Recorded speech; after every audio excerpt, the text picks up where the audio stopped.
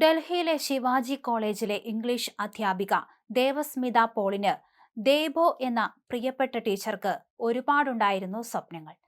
മാതാപിതാക്കളെ ചേർത്തു പിടിച്ച് ഓർമ്മകൾ ഉറങ്ങുന്ന സ്വന്തം വീട്ടിലേക്ക് ഒരു അവധിക്കാല യാത്ര പോകാൻ. എന്നാൽ ആ വീട്ടിലേക്ക് അവർക്കിനി ജീവനോടെ മടങ്ങിയെത്താനാവില്ല.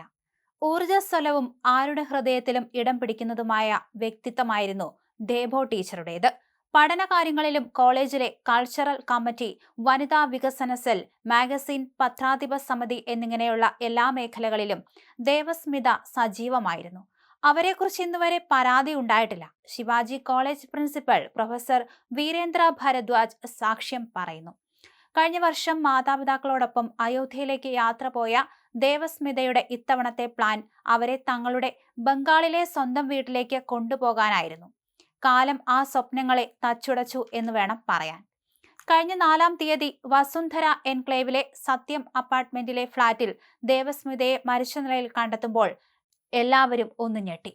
ഫോണിൽ വിളിച്ചിട്ട് കിട്ടാതിരുന്നപ്പോൾ ആദ്യ കയറിയ സഹോദരി ദേവരതി ഫ്ളാറ്റിലെത്തി. പുറത്തുനിന്ന് പൂട്ടിയിരുന്ന വാതിൽ തകർത്ത് അകത്തു കടന്നപ്പോൾ കണ്ടത് നിശ്ചലമായി കിടക്കുന്ന സ്വന്തം സഹോദരിയെയാണ്. കോടികൾ വിലമതിക്കുന്ന അവരുടെ സ്വന്തം വീട്, ആ സ്വപ്ന ഭവനം കൈക്കലാക്കാൻ വാടകക്കാരായി താമസിച്ചിരുന്ന ബംഗാൾ സ്വദേശികളായ രാം പ്രസാദ് ദാസും ഭാര്യ വനശ്രീ ദാസും ചേർന്നാണ് ഈ കൊടും പാതകം നടത്തിയത്. തലക്കടിച്ച് കൊലപ്പെടുത്തിയ ശേഷം മരണം ഉറപ്പാക്കാൻ ക്രൂരമായി കത്തികൊണ്ട് കൈത്തണ്ട മുറിച്ച നിലയിലായിരുന്നു മൃതദേഹം. രക്തം മരവിപ്പിക്കുന്ന കൊടും ക്രൂരത. സ്വന്തം വീട് വിൽക്കാൻ തയ്യാറാകാത്തതായിരുന്നു ദേബോ ടീച്ചർ ചെയ്ത ആ തെറ്റ്. സ്നേഹിച്ചവരെയും സ്നേഹിക്കപ്പെട്ടവരെയും കണ്ണീരിലാഴ്ത്തി കോടികളുടെ വീടിന്റെ പേരിൽ ഒരു ജീവിതം ഇല്ലാതായിരിക്കുന്നു. അധ്യാപക ലോകവും വിദ്യാർത്ഥി സമൂഹവും ഇപ്പോഴും ഈ ദുരന്തത്തിന്റെ ഞെട്ടലിൽ നിന്ന് മുക്തരായിട്ടില്ല എന്ന് വേണം പറയാൻ. ഇടയ്ക്കിടെ ഡൽഹിയിൽ വരാറുള്ള രാംപ്രസാദ് ദേവസ്മിതയുടെ ഫ്ളാറ്റും പരിസരവും നിരീക്ഷിച്ച് ചിത്രങ്ങൾ എടുത്തു വച്ചിരുന്നു. കൊല്ലാനുറപ്പിച്ചതിന്റെ തലേ ദിവസം വലിയൊരു അമ്മിക്കല്ലും കത്തിയും കരുതിയാണ് ആ ദമ്പതികൾ ഡൽഹിയിലെത്തിയത്.